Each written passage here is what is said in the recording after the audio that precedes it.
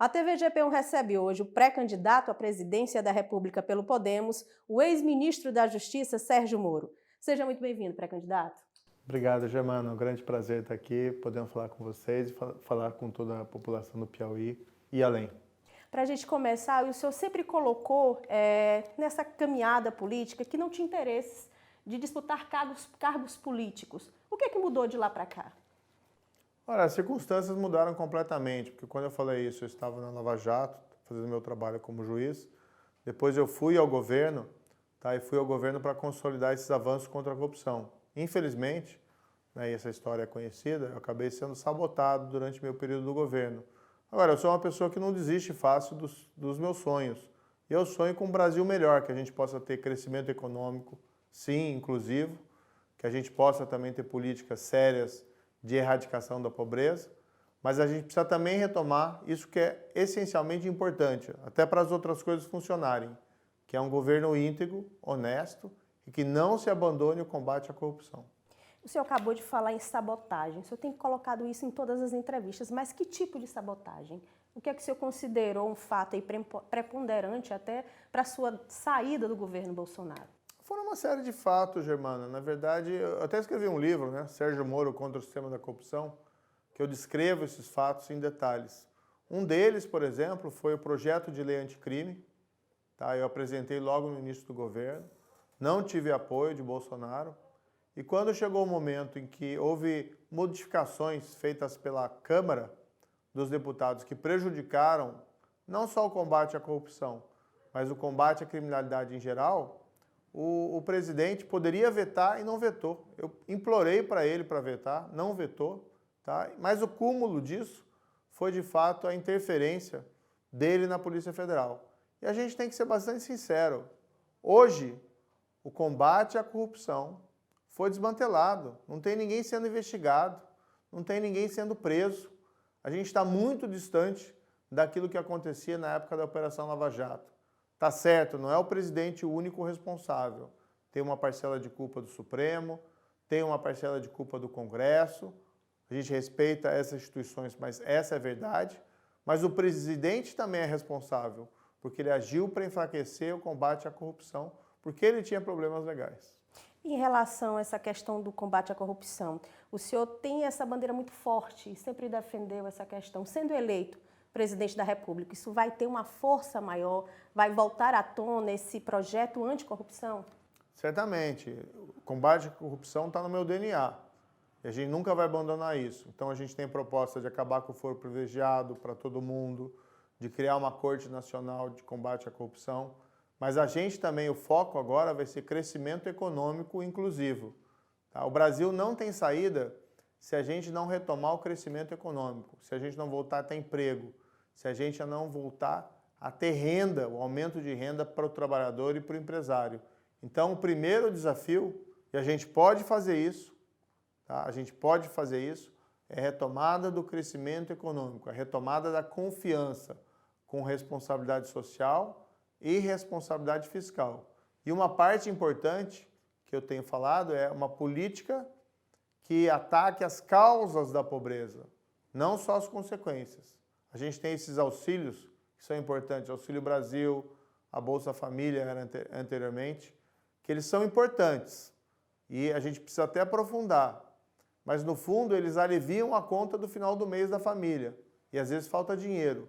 O que a gente precisa é ter uma política que enfrente as causas e a gente quer fazer isso, coordenar esses esforços, através da criação de uma força-tarefa nacional de erradicação da pobreza e da fome.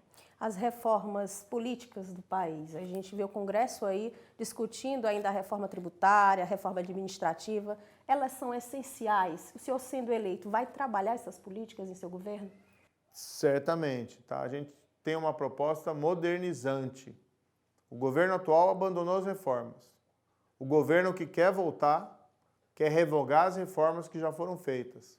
A nossa proposta, a gente precisa fazer essas reformas, entre elas a tributária, entre elas a administrativa, para a gente voltar a crescer e ter emprego. Também não vamos abandonar a reforma ética e da integridade que a gente vai fazer. Então, prioridade em 2023 são as reformas modernizantes. E a reforma trabalhista surtiu o efeito desejado? Lula e Ciro Gomes falam aí até em revogação. Como é que o senhor vê isso? Isso é enganar as pessoas. O grande problema hoje que evita, né, que dificulta o crescimento do emprego é que o Brasil não está crescendo economicamente, não está tendo investimento. A inflação está alta, os juros estão muito elevados. Isso impacta a capacidade das famílias consumirem, comprarem produtos, retarda a recuperação da atividade econômica e os juros elevados tiram o investimento produtivo. Então, primeiro a gente tem que estabilizar a economia do país. Tá? E quando a gente vai discutir emprego, por que hoje não se contrata? Ou por que não se formaliza a contratação do trabalhador com carteira de trabalho? Porque a carga tributária sobre a folha de salários ela é muito elevada. E a gente tem que discutir sinceramente a possibilidade de reduzir as contribuições, tá, que incidem sobre o salário dos trabalhadores que ganham menos. Claro que fazer isso com responsabilidade também fiscal. Tá? Você não pode simplesmente abdicar de receita sem você ter uma proposta para compensar isso de alguma forma, por exemplo, reduzindo custos da administração pública. Mas é enganar as pessoas afirmar que revogar a reforma trabalhista vai gerar empregos. Ao contrário, vai prejudicar mais ainda. E no fundo a gente sabe, tá, que o que o PT quer de fato, que o Ciro quer de fato, é a volta da contribuição sindical obrigatória. Ou seja, descontar do salário do trabalhador, sem que ele tenha dado consentimento, descontar parte do salário para entregar ao sindicato. Sindicatos são importantes, mas as contribuições têm que ser voluntárias. Quando o senhor esteve no Ministério da Justiça, o senhor viu algum indício de corrupção? Se viu, se percebeu, qual foi o mais grave na sua visão? Quando eu estava no Ministério da Justiça, olha, eu sempre me pautei pela integridade e combate à corrupção. A Polícia Federal, no meu período de Ministério da Justiça, tinha autonomia para realizar a investigação. E fez prisões importantes. Aquelas investigações de desvio, por exemplo, de respiradores na época da pandemia da Covid, começaram enquanto eu ainda estava no Ministério da Justiça. Então a gente sempre respeitou a Polícia Federal para agir com autonomia. Hoje não se pode falar o mesmo. A Polícia Federal hoje não é a mesma da época da Lava Jato e nem da época da minha gestão no Ministério da Justiça. Hoje, lamentavelmente, existe um clima no país no qual é praticamente impossível você prender alguém envolvido em corrupção.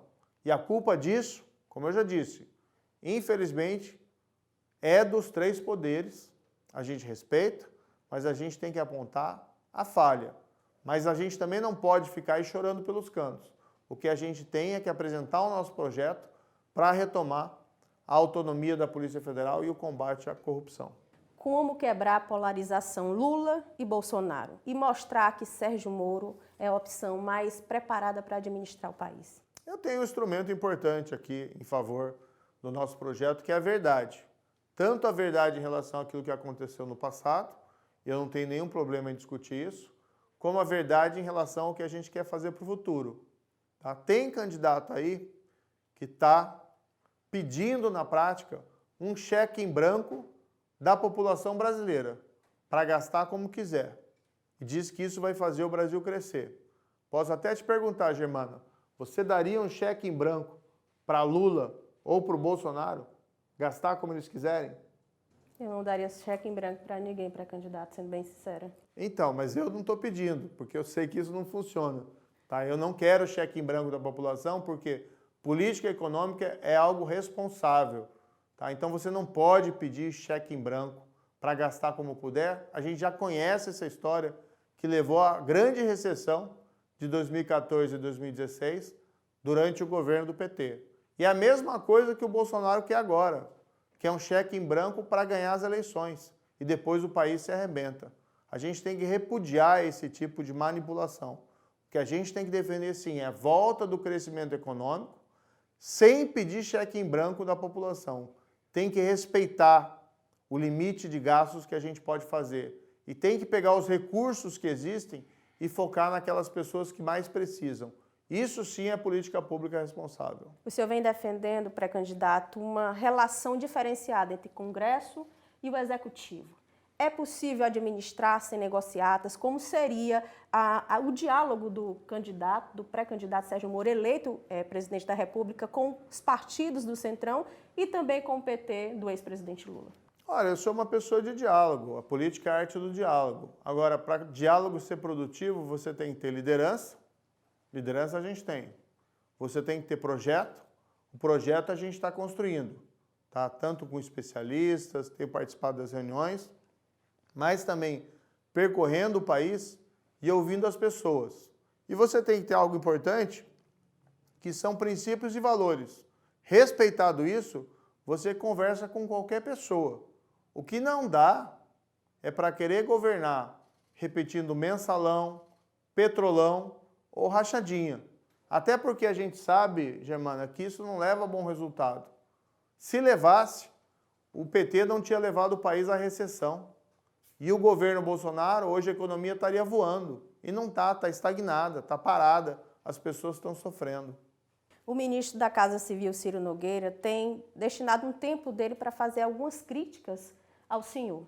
A última delas, ele falou que acredita que o senhor vai recuar da pré-candidatura à presidência para concorrer a um cargo na Câmara Federal. Como o senhor analisa essa colocação dele, ou o senhor vê que seria uma forma de tentar desestabilizar a sua pré-candidatura? Olha, o que tem se falado muito em Brasília é que, na verdade, tem muitos rumores que quem vai desistir da candidatura é o Bolsonaro, né? Porque ele tem medo do que pode acontecer a ele se ele não tiver um mandato. Eu posso dizer para você, eu nunca precisei de foro privilegiado e não quero isso. Tanto que o nosso projeto, tá, para o ano de 2023 é apresentar uma proposta para acabar com o foro privilegiado para todo mundo, inclusive para presidente da República, porque eu não tenho rabo preso e eu sempre fui uma pessoa transparente. No fundo, o que eu vejo aqui, tá, o ministro da Casa Civil, Ciro Nogueira, que acho que devia informar melhor o que ele faz, afinal, para o Piauí. Está tanto tempo no poder, teve com o Lula, agora está com o Bolsonaro, e o Piauí, apesar de toda essa potencialidade, com essa população maravilhosa, não recebe a atenção necessária do governo federal. Mas eu acho que, na verdade, o ministro da Casa Civil, ele tem medo de uma proposta, hoje de pré-candidatura, que é diferente e que realmente vai transformar o país, que a gente vai fazer aliança sim, mas a gente vai fazer aliança pensando na população e não nos políticos em Brasília. O senhor tem feito uma peregrinação pela região Nordeste aqui do país. Que propostas para a região Nordeste, que a gente sabe que é muito influenciada pelo Lula, pelo Partido dos Trabalhadores, e também as propostas para o estado do Piauí? Olha, eu tenho feito uma jornada pelo país, estive na Paraíba, estive no interior de São Paulo, vou em breve para Santa Catarina, vou viajar também no Paraná, estive agora no Ceará, estou agora em Piauí, em Teresina, quero voltar aqui, que eu quero também conhecer o interior.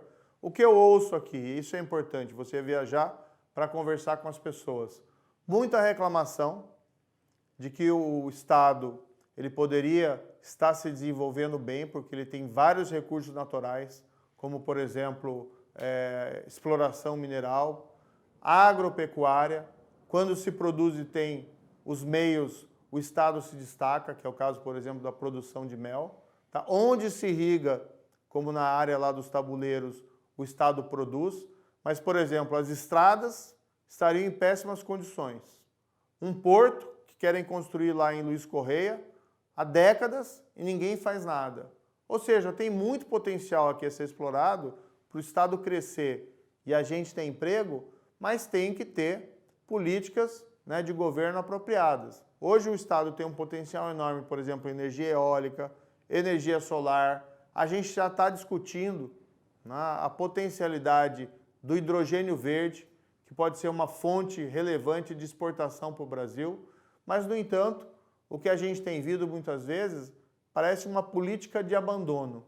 Quando você tem dedicação, quando você tem atenção, as coisas funcionam. Eu ouvi, por exemplo, aqui, que as escolas públicas municipais, né, durante aí o governo do ex-prefeito Firmino, que elas apresentaram um bom resultado, elas melhoraram bastante.